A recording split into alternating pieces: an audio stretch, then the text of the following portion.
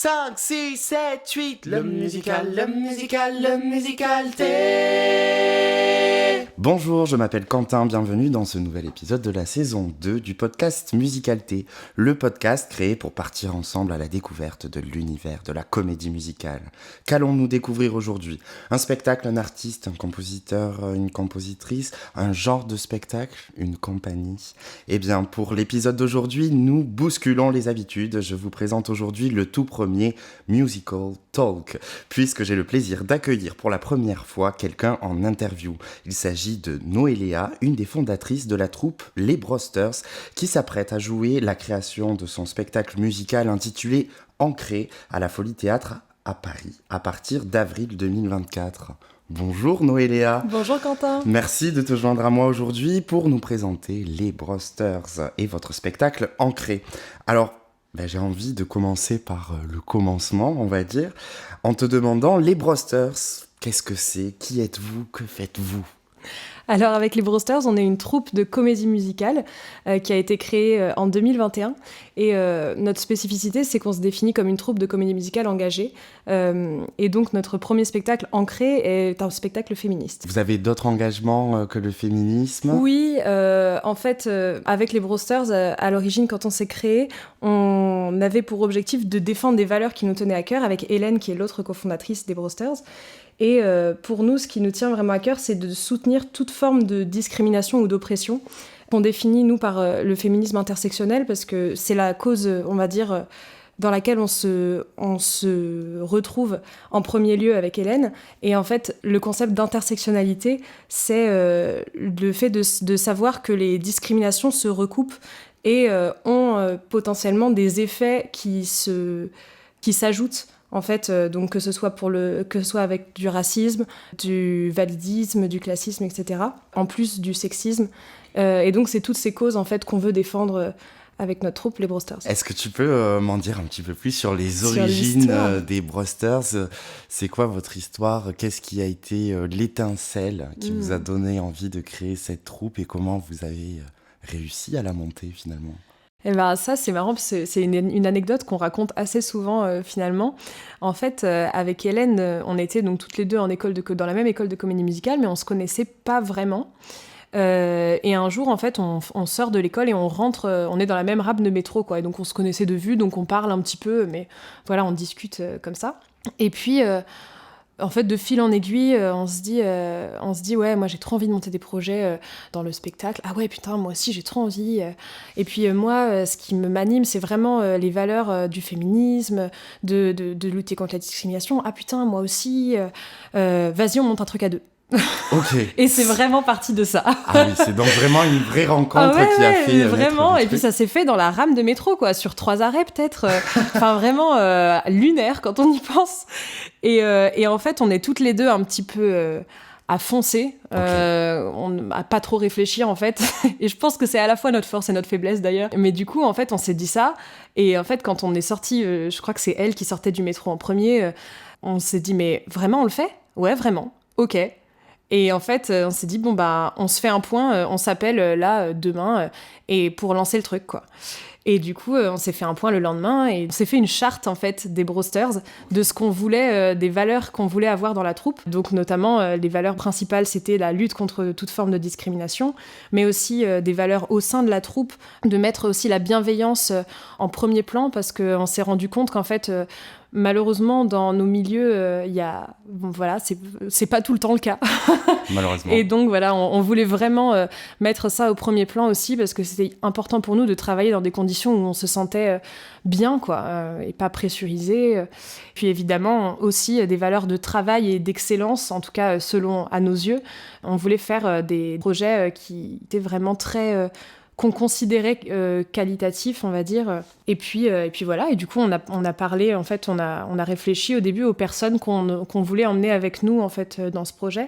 Donc, à l'origine, on a proposé à une dizaine de personnes qui étaient, en fait, nos amis à l'école à ce moment-là, et qu'on considérait à la fois pour leur talent, pour leur capacité de travail, pour leur valeur humaine aussi, justement, le package qui faisait qu'on trouvait que ça correspondait à l'ADN qu'on voulait donner aux Brosters. Donc après, on a commencé à faire des reprises, comme je t'ai dit tout à l'heure. Au début, on a commencé en faisant une reprise dans le métro. Enfin, vraiment, c'était une expérience à ne pas refaire. C'était marrant, franchement, c'était marrant, mais c'était un peu chaotique. Et en fait, on est sorti de ça et on s'est dit, c'était cool, mais plus jamais. Et puis donc après, c'est de là, on a eu 2-3 projets comme ça où on s'est dit, ah tiens, on ferait peut-être une reprise de ci, de ça. Et puis en fait, au fur et à mesure des semaines, des mois, on se sentait un peu désœuvré. Et c'est là qu'on a eu l'idée de créer un spectacle et qu'après, on a créé Ancré, quoi. Ancré, comment vous est venue cette idée-là ? Alors, Ancré, c'est venu parce que... donc, en fait, on a créé les Brewsters sans savoir au début ce qu'on allait faire derrière. On savait qu'on voulait communiquer par l'art et par l'art du spectacle, sans savoir exactement quelle forme ça allait prendre au début. Donc, au début, on avait pensé à faire des reprises musicales de chansons engagées ou d'artistes engagés, etc. Et puis en fait, très vite, on s'est rendu compte qu'on avait besoin d'un projet plus fort, qui nous drive plus, on va dire, et qui soit un vrai projet en lui-même, en fait, en plus du projet global des Brewsters. Et en fait, on a créé une petite équipe qui était intéressée par le fait de créer un spectacle. Et donc, en fait, à l'origine, on voulait peut-être au début faire un spectacle de plutôt cabaret. Donc, en fait, enchaîner des numéros sans forcément qu'il y ait une vraie histoire. Et puis, en fait, de fil en aiguille, on s'est dit qu'on préférait écrire une histoire. Et de là, donc, on a fait un brainstorming. On s'est demandé quelles histoires on voulait raconter, qu'est-ce qu'on voulait aborder comme thème. Donc, c'est là qu'on a décidé qu'on voulait en premier lieu aborder le thème du féminisme. Et du coup, on s'est dit qu'on voulait aussi raconter des histoires vraies. Et donc, c'est là qu'en fait, on s'est répartis un petit peu pour aller chercher chacune de notre côté des histoires qui nous touchaient. Et ensuite, on a fait donc un retour de ce brainstorming en se disant, tiens, il y a telle histoire qu'on a envie de raconter, comment est-ce qu'on peut les faire se rencontrer, se marier, etc. Et du coup, en fait, à partir de ces histoires vraies, on a créé une trame et une chronologie, parce qu'en fait, toutes ces histoires se passent pendant le XXe siècle. Et donc, en fait, on a créé une chronologie et un élément fictif qui a une lettre qui va passer de main en main. Et donc, voilà, de là est né le spectacle. Du coup, tu peux m'en parler un peu plus de Ancré, de quoi ça parle justement c'est quoi l'histoire ? Carrément. Donc en fait, les 3 histoires principales qu'on a choisi de raconter, c'est les histoires de Hedy Lamarr, qui était une actrice et une inventrice américaine. L'histoire de Sabine et Miron-Zlatin, qui sont des résistants pendant la Seconde Guerre mondiale, d'origine polonaise, juive, qui ont agi en France, qui ont sauvé des enfants pendant la Seconde Guerre mondiale. Et l'histoire aussi des 3 sœurs Mariposas, des 3 sœurs Mirabal qui s'appelaient les Mariposas, et qui étaient des révolutionnaires en République dominicaine, et qui ont, par leur mouvement, renversé un dictateur de l'époque qui s'appelait Rafael Trujillo. Voilà, donc c'est les 3 histoires qui vont être, qui sont racontées. Et en fait, on passe d'histoire en histoire avec la chronologie, justement, donc l'histoire commence en 1933 et termine en 2000. Donc on fait pas mal de chronologie en fait de la vie de ces personnes-là, et en fait ces personnes vont se croiser sans le savoir au cours de leur vie, et en fait vont pouvoir s'échanger, on va dire, sans le savoir, une lettre qui sera passée justement de main en main, et en fait à la fin de l'histoire on découvrira le contenu de cette lettre et qui l'a écrite et qu'est-ce que cette lettre a fait en fait, comment elle les a influencés dans leur parcours, quoi. Donc du coup, Ancré, c'est un peu l'histoire de 3 différents groupes de personnes avec 3 histoires différentes. Ouais. Et j'ai pu voir que vous aviez des couleurs qui correspondent à chacun de ces groupes. Oui, c'est vrai. On a le violet pour Hedy Lamarr, les oranges pour les Mariposas et le bleu pour les Zlatins. Ouais. Est-ce que tu peux m'en dire un petit peu plus là-dessus ? Oui, c'est vrai qu'on avait fait ce travail-là donc pour la MP2A. En fait, on avait réfléchi avec notre créateur Lumière, justement. On voulait avoir en fait des ambiances lumineuses qui soient différentes pour chaque histoire, pour vraiment qu'on se projette en fait dans chaque univers, que ce soit par la lumière, le son, le visuel, etc. Et du coup, c'est vrai qu'on a réfléchi à la colorimétrie de chaque personnage en fonction de l'ambiance. Donc, en fait, Eddie Lamar, qui est une femme extrêmement glamour, on trouvait que ça correspondait bien de lui associer le rose, le violet, pour justement coller à ce côté hyper glamour et au côté aussi cabaret, qui est beaucoup lié à son histoire.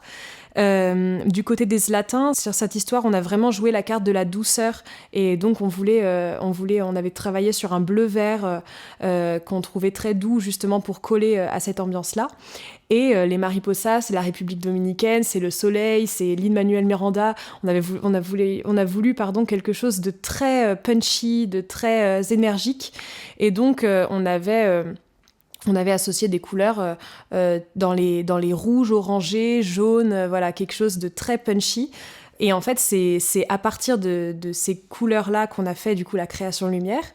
Et en fait, à partir de la création lumière, qu'ensuite, quand on a revu la charte graphique du conte, notamment récemment, qu'on s'est dit que ce serait bien justement d'associer ces couleurs-là à chaque personnage aussi dans la charte graphique. Et donc c'est pour ça que dans la charte graphique, on retrouve du bleu pour les Zlatins, du violet rosé, on va dire, pour Eddie, et du orange pour les Mariposas. D'accord, donc 3 groupes bien identifiés qui se lient pour nous livrer l'histoire d'Ancré. Exactement.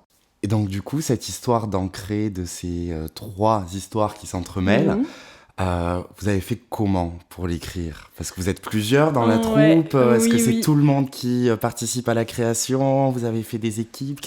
Comment ça s'est passé ? En effet, on a un fonctionnement un peu particulier dans la troupe. C'est qu'on travaille beaucoup en collaboration et en équipe. Donc en fait, à l'origine, Hélène et moi, on a créé la troupe. Et ensuite, très vite, quand on s'est mis donc à la création de ce spectacle, on a créé des équipes de travail. Donc des équipes de création, des équipes techniques, des équipes de com. Enfin voilà, ce genre de tout ce qu'il faut en fait pour créer un spectacle. Et notamment dans l'écriture, on était 4 à vouloir participer à l'écriture du scénario. Et donc en fait, ce qu'on a fait, c'est que au départ, on s'est réparti en fait les 3 histoires, parce que justement les 3 histoires sont assez distinctes.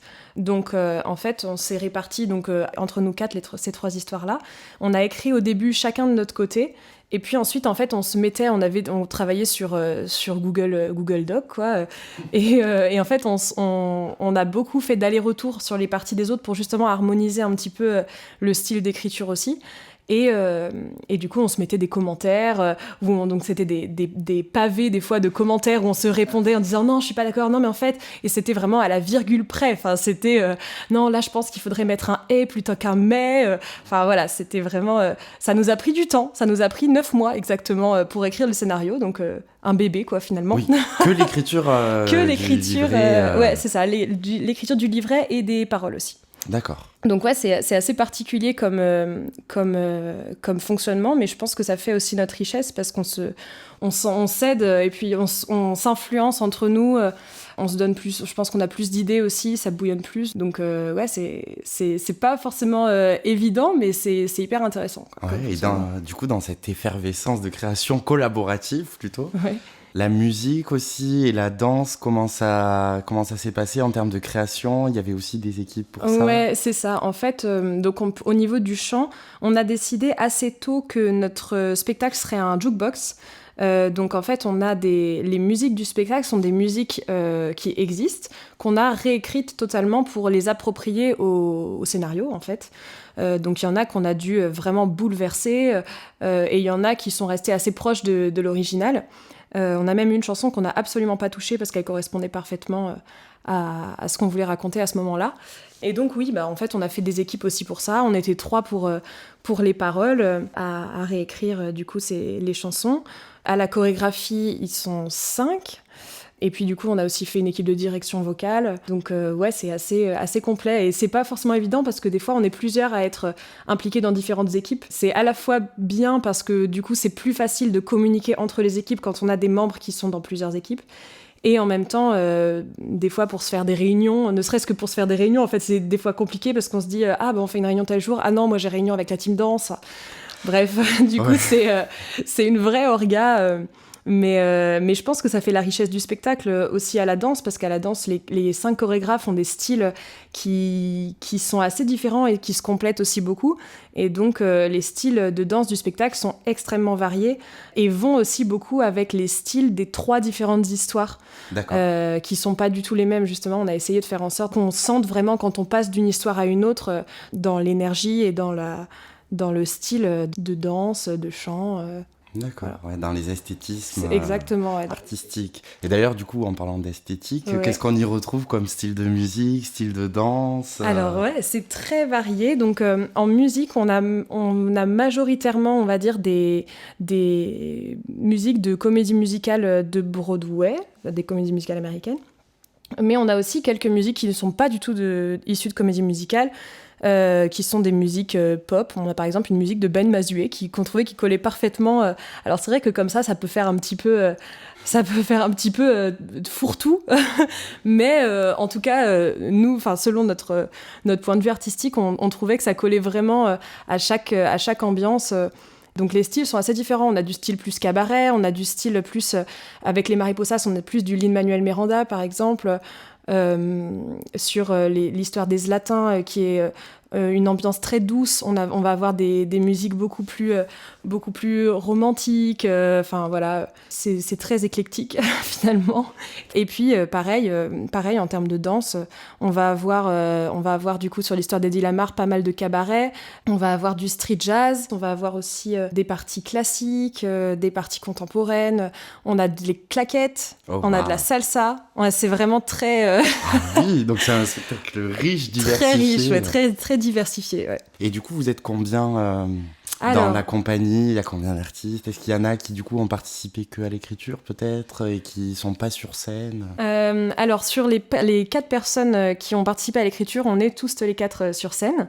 Mais il y a aussi des personnes qui font partie des Brewsters et de la compagnie et qui sont pas sur scène, notamment notre costumière, notre chef décor, notre chef lumière, etc. Et donc en tout, dans les Brewsters, je dirais qu'on doit être une 30aine à peu près. Et puis, c'est pas mal. En fait, quand on fait les artistes, plus les techs, plus les personnes qui s'occupent de la com, etc., ça commence à chiffrer pas mal. Et puis, au niveau des artistes, on est aujourd'hui 17, mais on a le spectacle a été réadapté pour notre saison à la Folie pour qu'on soit 11 sur scène par cast. Donc, on va s'alterner, en fait. On a des doublures pour chaque rôle. Parce qu'à l'origine, on était 18 artistes à la MP2A, sur une scène qui était beaucoup plus grande que la scène de la Folie Théâtre. Donc forcément, on a dû adapter le spectacle à une scène qui est plus petite. Donc c'était un challenge aussi sur cette saison. Mais voilà, ouais. Et oui, parce que du coup, en effet, tu viens de citer la MP2A de Saint-Germain-des-Prés, si je ne me trompe pas. Ouais. Vous avez déjà joué finalement le spectacle Ancré. Oui. C'était quand que vous aviez joué? C'était en mai 2023. D'accord. Et on a fait 3 représentations début mai 2023 à la MP2A. Et ouais, c'était hyper riche. C'était du coup la première fois qu'on jouait Ancré sur scène. Donc ouais, c'était on va dire une multitude d'émotions, stressées, hyper excitées. C'était vraiment une expérience à part. Et puis on a eu des super bons retours, donc on était vraiment hyper contents. Et puis c'est ça aussi qui nous a permis du coup d'avoir le contrat à la Folie Théâtre. Donc non, ouais, globalement c'était que du bonheur. Hein. Bah, trop bien, félicitations. En tout cas, c'est beau de voir des jeunes motivés qui se donnent les moyens de monter des projets de comédie musicale en France. On essaie. Ouais, il faut avoir de l'audace, tant mieux. Et du coup, pour jouer à la Folie Théâtre, vous avez réadapté le spectacle que vous aviez joué à la MP2A. Ça demandait beaucoup de travail, de modifications. Franchement, pas mal. Au début, on s'est dit, bon, ça va, le spectacle, il est là, il existe, on l'a joué, on l'a éprouvé, donc voilà, ça devrait aller. Et au final, on a fait pas mal de modifications quand même, parce que c'est vrai qu'en fait, écriture et mise en scène, on est les 4 mêmes, donc on est très tatillons avec cette équipe, et on a beaucoup de choses, en fait, qu'on voulait changer, parce que à la fois liées aux contraintes techniques de la taille de la scène, mais aussi au retour potentiellement qu'on a pu avoir sur notre exploitation à la MP2A, où on s'est dit, en fait, après coup, là, peut-être qu'on aurait plutôt fait ça. Donc, en fait, il y a des numéros, typiquement, qui ont été changés, il y a des numéros qui ont été ajoutés. Voilà, on trouvait que que par exemple en fait à la MP2A on avait un entracte qu'on n'aura pas du coup à la Folie Théâtre, mais on trouvait que du coup la première partie avant entracte était hyper dynamique et la deuxième partie était un peu plus plombante parce que c'est aussi l'aboutissement des histoires qui fait que du coup on tombait dans quelque chose de plus plombant et du coup on a voulu changer ça pour justement ramener du dynamisme aussi dans la deuxième partie du spectacle. Donc on a ajouté un numéro, enfin on a ajouté 2 numéros même. Ok, donc des nouveautés qui nous donc attendent des à nouveautés, la Folie Théâtre. ouais, carrément. Si on est déjà venu voir le spectacle à la MP2A, je pense que ce sera un nouveau spectacle qu'on découvrira quand même à la Folie Théâtre. Trop bien. Parce que du coup le spectacle il dure combien de temps environ? Il dure 1h30. Trop bien. Et par rapport à votre processus créatif, une fois que vous avez eu les idées pour faire ce spectacle, que vous l'avez écrit, que vous avez vu les chansons, les idées de choré et tout, comment vous y êtes pris pour monter le show? Ah ouais, alors là, c'était aussi quelque chose. Ouais, ça devait être une bonne part de l'aventure quand même, parce que quand on voit le spectacle, c'est que le produit fini. Ouais, c'est vrai. En fait, ce qu'on a fait, c'est que donc pour la MP2A, on a commencé à travailler en septembre-octobre pour notre spectacle qui était en mai, donc ça va, on avait un peu le temps. Donc en fait, on avait une répétition hebdomadaire de 3 heures, c'est pas énorme. Et par contre, en plus, on a voulu faire des résidences artistiques parce que on s'est dit que c'est vraiment là qu'on avancerait. Donc on a réussi à faire 3 résidences, une en novembre, une en février et une en avril, juste avant nos représentations. Et c'est là en fait qu'on a le plus avancé parce que c'est vrai qu'en répétition, pendant 3 heures, on a le temps de voir des choses, mais on n'a pas le temps de rentrer vraiment en profondeur. Alors que quand on est sur des résidences où on a 5 jours, 6 jours, où toute la journée on fait vraiment que ça, ne serait-ce qu'intellectuellement et enfin dans l'énergie en fait on est à 100% focus dans le projet et on n'a pas d'autre chose à côté donc on est beaucoup plus efficace aussi. Et puis du coup alors comment ça s'est fait? Gros sujet. En fait, déjà, on s'est beaucoup parlé, on a beaucoup communiqué entre les différentes teams, donc la team mise en scène, la team chant, la team danse, pour savoir ce qui était le meilleur moyen, le meilleur mode de fonctionnement possible. Donc on a commencé, il me semble, par voir les chansons. Donc faire tout ce qui était chansons, armo, répartition de voix, etc. Ce qui était plus facile aussi quand on était notamment en répétition de 3 heures parce qu'on n'avait pas forcément des fois la salle. Au début, on n'avait pas vraiment de salle en fait pour répéter. Donc on répétait un peu des fois dans des endroits qui n'étaient pas du tout des salles de répète. Donc pour chanter, c'était quand même plus facile que pour apprendre des chorégraphies, quoi. Donc voilà, ouais, on a commencé par ça. Et puis ensuite, je crois que très rapidement est arrivée la première résidence de novembre où du coup, on a fait pas mal de danse. Donc en fait, on a surtout appris, on va dire, la technique en chant et en danse, et ensuite on mettait tout en commun avec du coup la mise en scène qui liait le tout en fait. C'est plutôt comme ça qu'on a procédé. Et puis en fait on a fait en sorte aussi de terminer notre résidence de février par le premier filage qu'on a fait du spectacle pour se dire qu'on avait tout le spectacle en février et que du coup la 3e résidence c'était la résidence bonus pour tout perfectionner en fait. Et en plus pour ajouter les costumes, les décors, c'est encore une autre paire de manches quoi. donc voilà, et puis du coup cette saison on a décidé de ne pas faire des répétitions hebdomadaires cette fois parce que par rapport à l'année dernière, on s'est rendu compte qu'on travaillait beaucoup, beaucoup mieux en résidence qu'en séance de 3 heures. Donc ce qu'on a fait, c'est qu'on a toujours fait 2 résidences. Donc là, on sort d'une résidence qui était notre première en février, là. Et on aura une autre résidence en avril, justement, avant notre première. Et puis en plus de ça, donc là, pour le coup, on a commencé les répétitions un peu plus tard, cette fois en décembre. Et pour le coup, on n'a pas fait des séances de 3 heures hebdomadaires, mais on a fait des journées. C'était assez différent aussi parce que à la fois, il y avait les personnes qui l'avaient déjà fait l'année dernière et qui connaissaient déjà pas mal de trucs, et en même temps, les nouvelles recrues qui découvraient le spectacle et qui, pour le coup, ont été super dans la rapidité de travail et pour rattraper les autres, en fait, parce que malgré tout, c'est vrai que c'est quand même du boulot.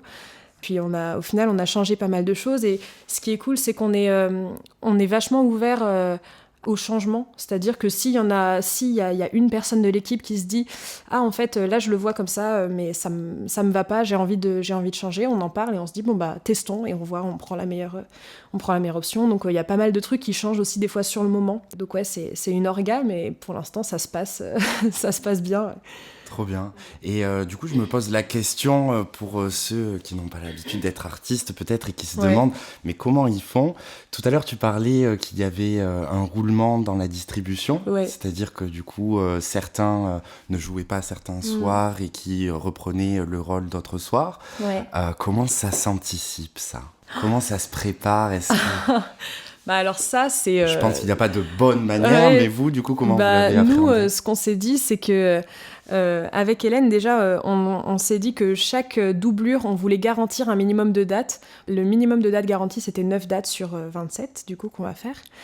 Et à partir de là, en fait, on a demandé aux binômes de s'organiser entre eux. Donc, en fait, 2 personnes qui jouent le même rôle, ils prennent leur calendrier et ils regardent, bah ok, moi je voudrais faire telle date, etc. Et donc, ils nous reportent tout ça à Hélène et moi. Hélène et moi, on fait les plannings et on se dit, bon, bah là, ça fonctionne. Là, potentiellement, il y a un problème parce qu'il y a aussi le fait que certaines personnes sont doublures de 2 rôles. Donc, du coup, ça fait pas des binômes, mais des trinômes. Enfin, voilà, c'est des fois un peu... un peu compliqué, mais en gros, voilà, c'est ça. Ok, et sur la phase de préparation, d'apprentissage, répétition, là, comment ça s'organise par rapport aux doublures ? Est-ce que vous faites tout en double ou triple ? C'est vrai que ça, c'est une nouveauté par rapport à l'année dernière, puisque l'année dernière, on n'avait pas du tout de doublure, on était vraiment une personne par rôle, quoi. Et là, du coup, en fait, on a commencé à faire justement, en effet, cast A, cast B. Et du coup, ça dépend en fait. Dans l'apprentissage, c'est pas forcément tout en double. Des fois, il y a une personne du binôme qui prend des notes. Et ensuite, le binôme partage beaucoup. En fait, tout le monde doit toujours être là en répétition. Et les personnes qui ne sont pas sur scène, soit prennent des notes, soit regardent. Et il y a une communication perpétuelle en fait. Au sein du binôme pour se dire par exemple ah bah là je crois que t'étais mal placé à cet endroit-là, faut que tu te mettes plutôt là. Et puis pour les numéros qu'on a vraiment besoin de voir quand on a besoin de le faire en entier par exemple, ce genre de choses, là on fait en effet 2 fois, donc on fait cast A, on filme, cast B, on filme, et on travaille beaucoup sur Google Drive. On partage énormément de choses en amont en fait pour justement être le plus efficace possible dans le travail ensuite. Donc on a toutes les vidéos des mises en scène, des chorés, les ventes démos pour le chant, voilà, on enregistre pas mal de choses en amont aussi pour avoir le plus possible de matériel de travail pour travailler en autonomie, quoi. D'accord. Wow, c'est tout un programme. C'est vraiment une orga. Ah ouais. Mais bravo de la mener à bien, puisque vous arrivez à faire les choses. Bah ouais, pour l'instant, en tout cas, ça se passe. C'est pas facile tous les jours, mais on est là. Exactement. J'ai vu sur vos réseaux sociaux que vous étiez marrainée par Stéphanie Schlesser. Est-ce que tu peux nous la présenter, mais surtout nous raconter comment ce marrainage est arrivé ? Ouais, carrément. En fait, Stéphanie, c'est une artiste qui a fait, il y a pas mal d'années avant nous, la même école que nous, en fait. Et c'est une artiste qu'on admire beaucoup, qui a travaillé pas mal à l'étranger, notamment à Budapest, où elle a fait des comédies musicales. Elle a aussi fait, elle a fait Juliette dans Roméo et Juliette. Elle a travaillé pas mal à Disneyland Paris. Elle a été aussi très récemment chanteuse au Paradis Latin. Donc c'est une artiste déjà qu'on admire beaucoup. En fait, ce qui a fait qu'on a voulu qu'elle soit notre marraine, c'est que au-delà de ses talents artistiques, elle est aussi très engagée. C'est dans le cadre du coup d'un événement où justement il était question de défendre des discriminations, etc., que en fait Hélène avait rencontré Stéphanie et où elle s'était rendue compte justement de ses engagements aussi humain en fait finalement. Et donc ça plus ça a fait qu'on lui a proposé, en fait on lui a dit à un moment est-ce que ça te dirait d'aller boire un verre et qu'on te présente notre projet. Du coup on est allé boire un verre avec elle, et hyper enthousiaste, hyper sympa, hyper accessible. Elle nous a dit mais j'adore, c'est génial. Et du coup voilà, c'est comme ça que elle est devenue marraine des Brosters finalement. Donc elle vient régulièrement nous voir en répétition, elle parle de nous autour d'elle. Et puis voilà quoi, on est très contente de l'avoir comme marraine.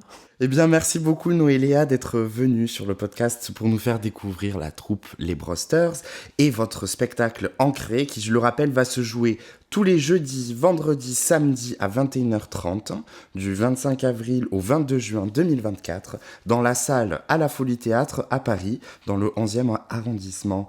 D'ailleurs, comment on fait si on veut venir pour réserver nos places, etc. Ça se passe comment ? Et ben, la billetterie va ouvrir très bientôt, donc je sais pas quand le podcast sortira, peut-être que la billetterie sera déjà ouverte. En tout cas, la billetterie, on peut la retrouver sur le site à la Folie Théâtre, mais aussi on va normalement être sur des sites de revente tels que Billets Réduc, la Fnac, etc. Donc normalement, on devrait pouvoir assez facilement retrouver les liens. Et puis de toute façon, suivez-nous sur Instagram parce qu'on est pas mal actifs et on va évidemment poster tout ça en bio pour ce qui est de la billetterie, pour réserver des places pour notre spectacle. D'accord. Instagram, est-ce qu'on peut vous suivre votre actualité aussi ailleurs que sur Instagram ? Oui, on est présent aussi sur TikTok et sur Facebook. Donc ouais, les Brosters, en général, c'est les-Brosters sur TikTok, sur Instagram et sur Facebook. D'accord, bon, on pourra retrouver tout ça en description de l'épisode pour accéder directement à tous vos réseaux sociaux. On vous souhaite évidemment que ça soit une réussite, cette exploitation à la Folie Théâtre, mais surtout de bien profiter de cette chance magnifique de jouer de la comédie musicale à Paris. Et d'ailleurs, est-ce qu'on peut vous souhaiter une réussite pour d'autres projets ? Est-ce que vous avez déjà une visibilité, des idées de la suite ? Eh ben, écoute, pour l'instant, on souhaite déjà réussir à remplir notre salle à la Folie Théâtre, mais ensuite, bien sûr, ouais, on compte pas s'arrêter là. On espère continuer avec Ancré potentiellement sur une saison, peut-être dans un autre théâtre. Et également, on commence à réfléchir à de nouvelles créations. Très bien, mais bien hâte de découvrir tout ça. J'espère de tout cœur que cet épisode du Musicalité vous a plu et vous a permis d'en savoir plus sur ce spectacle Ancré. Abonne-toi sans plus attendre pour soutenir le podcast et ne rater aucun des prochains épisodes. Je reste à l'écoute de vos retours par message sur Instagram ainsi qu'en commentaire. Je vous donne rendez-vous en moyenne un vendredi sur 2 pour partir à la découverte d'un nouveau sujet d'histoire de la comédie musicale. De quoi s'agira-t-il ? Réponse dans le prochain épisode. À bientôt. Merci beaucoup Noéléa. Merci Quentin. Et vive la comédie musicale. 5, 6, 7, 8, le musical, le musical, le musical.